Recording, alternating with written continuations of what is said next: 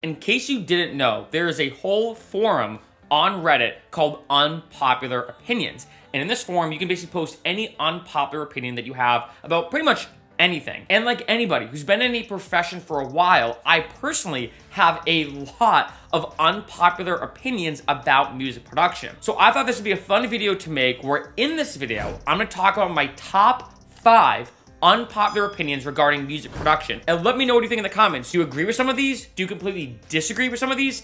Let's get into it. Number 1, headphones over speakers. When I first got into music production, everybody they talked to, every forum said, look, you cannot make music with headphones. You have to have super nice monitors and speakers, and that's the only way you can arrange and mix and master and all the other elements of making a track and music production. Completely disagree. When it comes to the mix down stage of my tracks, I will actually plug in my headphones. Quick side note, I use the Audio-Technica ATH M50X, and I plug those into the Focusrite Solo Compact as my interface, so I'll actually mix my track with headphones, take them off, and then I'll master them with my speakers. I don't know if this makes sense, but at least in my mind, the best way I can word it is when I'm mixing, I really want to hear everything in detail. Of course, I mean, that's part of making music.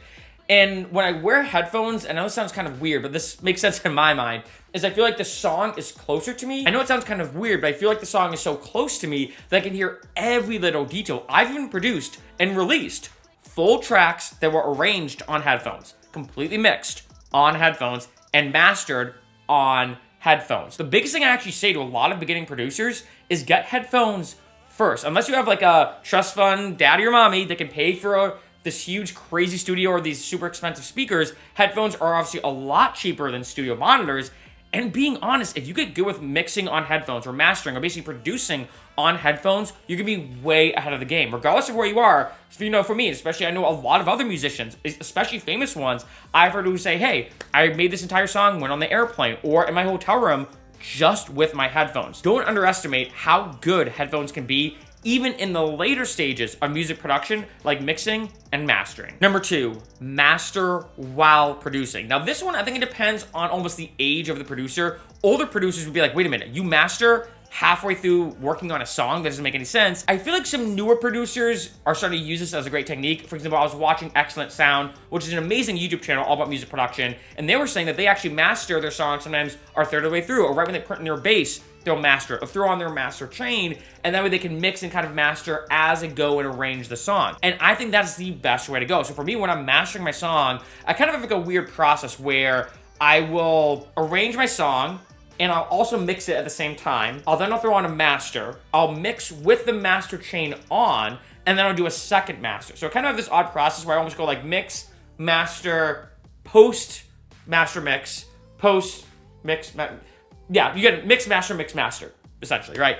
And I think that's the best way to do it, because a lot of times when you throw on your master chain, you realize like, oh shoot, oh, you know what, this vocal sample right before the drop, I need to turn that down. This hi-hat or close hat, or basically anything in the high-end range, white noise, for example, is another good example of this, turn them down. So I find that when it comes to the technicality of mixing mastering, I create my best masters by mixing a little bit as I arrange, throwing on the master chain even before I finish the song, doing a little post-mixing, finish up the arrangement, doing then afterwards a whole post-master, because I can hear everything fully in detail of how it's gonna sound when the track eventually bounces out. Number 3, MIDI over audio samples for percussion.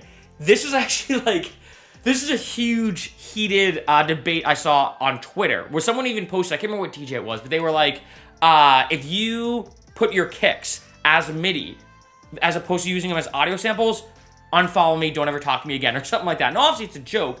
I don't get why people do that though, and here's the reason why. The reason why I prefer MIDI, and in case you didn't know, when it comes to music production, you have 2 different ways to put elements into your track. One is the actual audio sample. So you basically drag a kick drum in, or a hi-hat, or vocal, whatever it is, and you can mess with the audio sample. The second is what's called MIDI, and think of it basically like drawing the different notes, and it triggers a sample that's connected to the MIDI. So if I have a piano, I can either have a piano sample of someone playing it, or I can have a MIDI where I basically draw it in the notes, and a VST or a plugin that I have will play that. For me, I prefer MIDI when it comes to percussion way more than samples. The main reason why is because, let's say if I'm doing a track and I want to hear different kicks on the drop, for example. And obviously we all know the kick is super important when it comes to a good drop. I want to have it be MIDI so that way I can switch out different kicks. If, let's say, I'm doing something with different snares or hi-hats or open hats or any other percussion sample that I know is repeating a lot, I sometimes will go through 10 or 20 different hi-hats to get the right one. Same thing with open hats, snares, kicks, a bunch of other things. Now, obviously, when I'm doing something with vocals, it's always a sample, right? If I'm doing something with piano even, sometimes I'll resample it and use it as an audio file. Sometimes if I'm using Serum and I have a bunch of instances of Serum or other VSTs that are super CPU intensive, I'll freeze and flatten them so it's easy to use them as audio files. But when it comes to percussion specifically, I don't like using samples at all, especially with the kick, because a lot of times I want to see, okay, how does this sound? In addition to, it's way easier to copy and paste, I feel like, MIDI notes than it is for samples. So like say if I'm like, you know what? Instead of it being a 4 on the floor, instead of it being a 4 on the floor, maybe I want to go like, and have like an extra kick in there, right? Or a couple extra kicks. I just put that in MIDI, I just drop that in at C3, because obviously I'm not going to try to adjust the pitch of the kick, and then copy and paste throughout my entire rest of the project. MIDI over samples all day. Number 4, the cream does not rise to the top. I've heard this quote tons of times, maybe you have as well, but in case you haven't, the quote is, the cream rises to the top, and it means that if you were really good, if you make something absolute fire that is unbelievable, whether it's in music or another genre or another field, eventually you'll get noticed.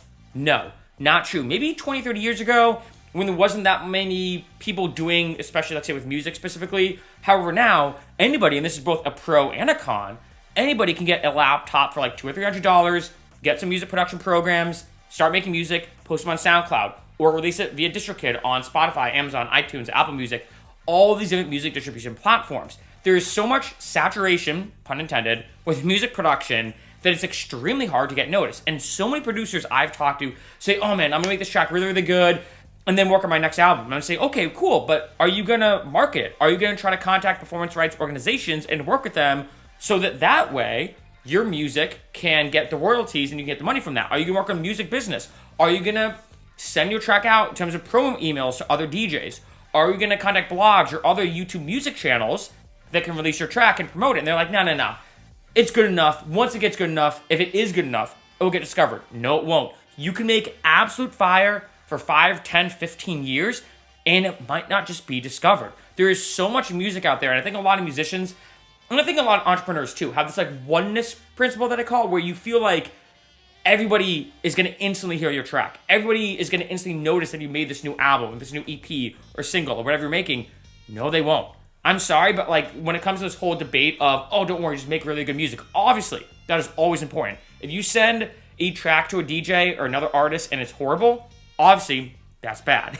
Making good music is always number 1, but promoting your music and getting out there is a very, very close number 2. And sometimes, and this is an unfortunate thing about music production, is that you're going to hear very, very famous DJs, to put that in quotation marks, I guess, famous DJs or famous music producers, and you're like, wait a minute, this track isn't even that good. I can produce something way better than this. But guess what?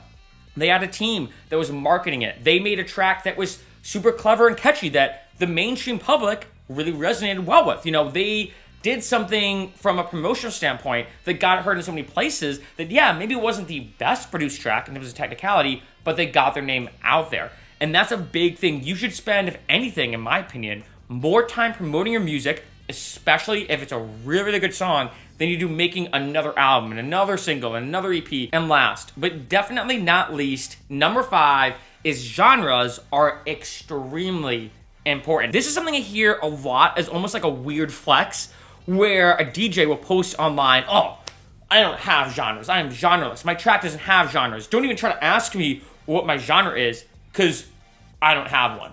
And guess what? Every genre, even genreless, is composed of sub-genres. Like, yeah, your music may be super unique, and obviously that's incredibly important, but even unique music might be a subsect of hip-hop and electronic, or it's like, say, a subsect of trap music and bass music. If you look at a lot of artists who even created a genre, for example, you can tell it's a subsect, whether it's the sound design, the arrangement structure, the BPM, whatever, of a bunch of other genres that already existed. And I know a lot of times people like to think this is the cool thing to do, saying, oh, I don't have genres. But from a music business standpoint, I've talked about this before in other videos, if you really want to be a successful musician, as much as you want to be genreless, every single music business person out there, and I'm talking about managers and agents and booking agents and the talent acquisition, they're going to say, okay, is this DJ, okay, they're a electronic trap DJ. They all sit down and think, okay, so this is a trap DJ, but is this a lighter trap DJ who does trap / hip hop? So they should open for a Diplo, for example. Or is this more of a heavy trap DJ who has more of a bass element to it, so they should open for Excision, just using different examples, right? Even if your trap production or your trap songs are super unique, a talent agent or a manager or whatever is gonna say, all right, who can this person open for? Before you're super famous, who can this person be booked with on a tour? If let's say you're performing at a nightclub, well, are you gonna open for, again, like I said, Diplo and Excision, two very, very, very different artists.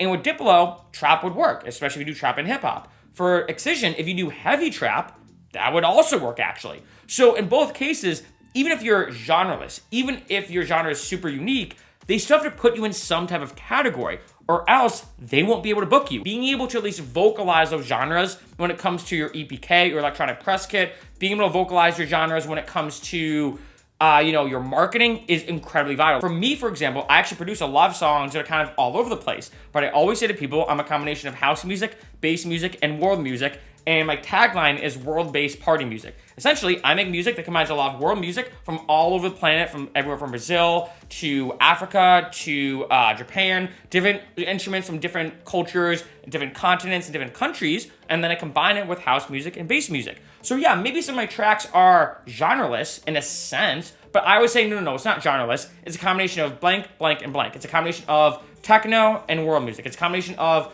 Moomaton and whatever. The second that you start saying, hey, my music is a collection of these genres or ambiances or vibes, is the second you can then pitch it to a manager, to an agent, to a talent acquisition, to putting it on your EPK, to promoting yourself in the right way so that you can get booked for tours, nightclubs, and a lot more.